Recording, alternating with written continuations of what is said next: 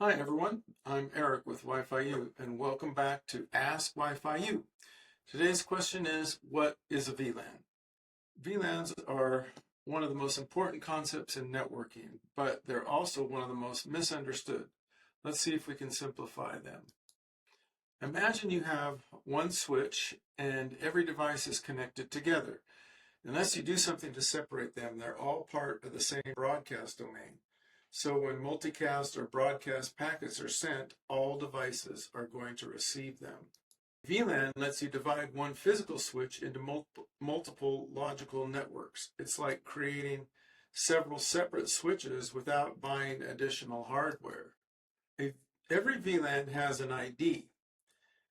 That ID tells the switches where the traffic belongs. So here you see VLAN ID in the list of IDs 10, 20, 30, 40, and 50, and they're logically separated: door access, guest, voice, cameras, corporate, and our default network. Most end devices connect to what's called an access port. An access port belongs to one VLAN. So here we have the ports of our switch.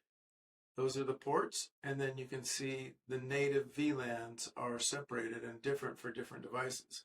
So the U7 wall is in the native VLAN of guest, and so on and so forth. Between switches, or between a switch and a UniFi gateway, we often use what's called a trunk port. A trunk carries traffic for multiple VLANs across one single cable.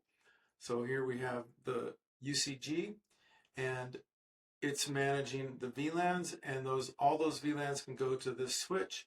And the switch that we were looking at was the downstream switch, and here are the devices that are connected to that downstream switch.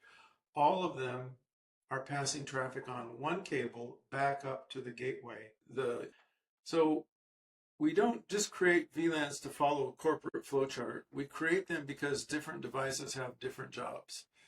We use VLANs for different security reasons, different policies, different IP networks, and to ensure less broadcast traffic.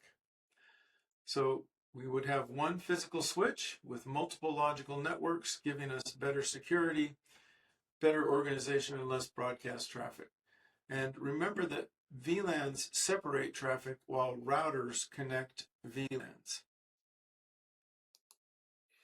Thanks for watching Ask Wi-fi-U. If you're taking our Network Routing and Switching Essentials course, you'll configure VLAN, switch ports, trunk ports, and inter-VLAN routing in our hands-on labs.